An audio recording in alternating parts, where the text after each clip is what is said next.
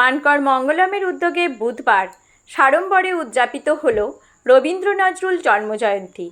এলাকার একটি বেসরকারি লজে আয়োজিত এই বর্ণাঢ্য সাংস্কৃতিক অনুষ্ঠানে স্থানীয় যুব সমাজের স্বতঃস্ফূর্ত অংশগ্রহণ ছিল চোখে পড়ার মতো।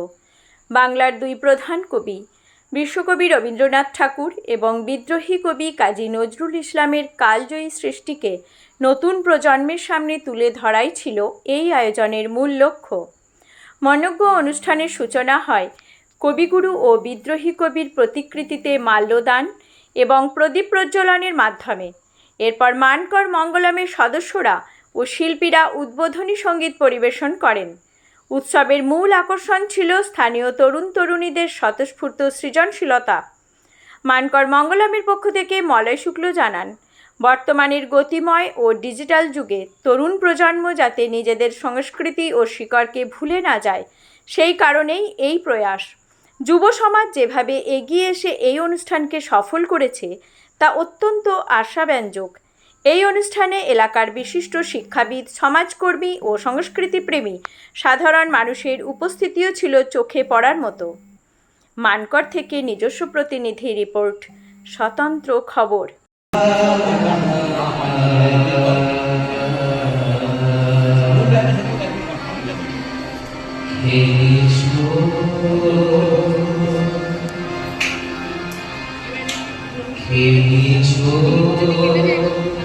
আজকে মানকর মঙ্গলমের উদ্যোগে রবীন্দ্র নজরুল একটা স্মরণ সকাল আমরা অনুষ্ঠান করছি।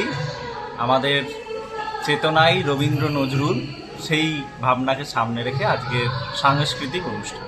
কি থাকছে অনুষ্ঠানে?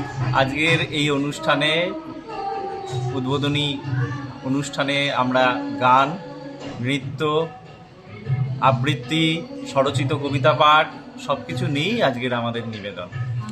আপনার নাম আর আমার নাম ডক্টর অরিজিৎ ভট্টাচার্য, যুগ্ম সাংস্কৃতিক সম্পাদক, মানকর মঙ্গলম।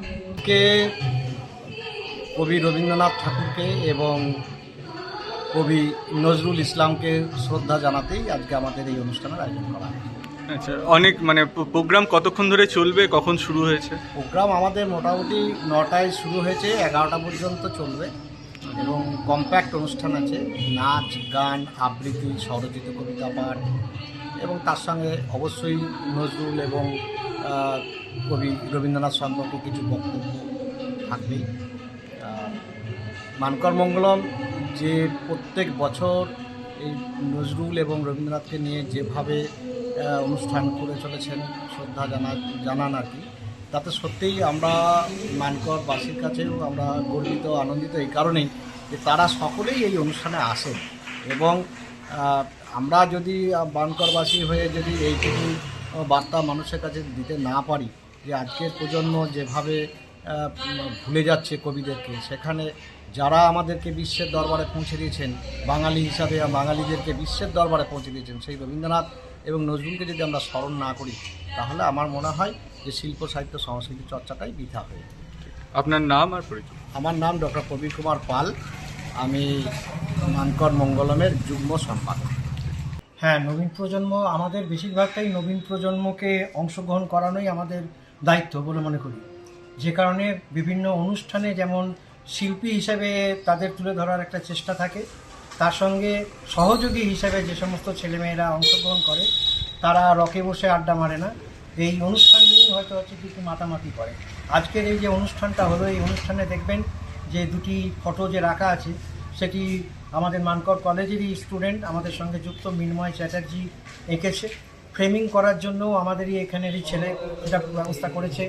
তার সঙ্গে আজকে সকালবেলায় কিছু ছেলে মেয়ে যারা কি কুচো ফুল সংগ্রহে আজকে রবীন্দ্র নজরুল অনুষ্ঠান হচ্ছে, গেছে ঘরে ঘরে, তারা জিজ্ঞেস করেছে কি আছে, বলেছে আজ রবীন্দ্র নজরুলের অনুষ্ঠান আছে, তাই ফুল দিতে এসেছে।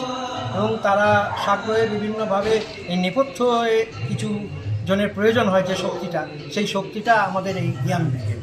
আর প্রত্যেক বছর এই অনুষ্ঠানটা করা হয়? আমাদের 25শে বৈশাখ হয় এবং 11ই জ্যৈষ্ঠী হয় নজরুল জয়ন্তী। এবছরই ব্যতিক্রম ঘটে গেল, মানে রবীন্দ্র জয়ন্তীটা যেহেতু করি নাই, সেই জন্য একসঙ্গে এই অনুষ্ঠানটা আমরা আজকে 12ই জ্যৈষ্ঠী করলাম। আপনার নাম আর পরিচয়? আমার নাম মলয় শুক্ল, আমি মানকর মঙ্গলমের সম্পাদক।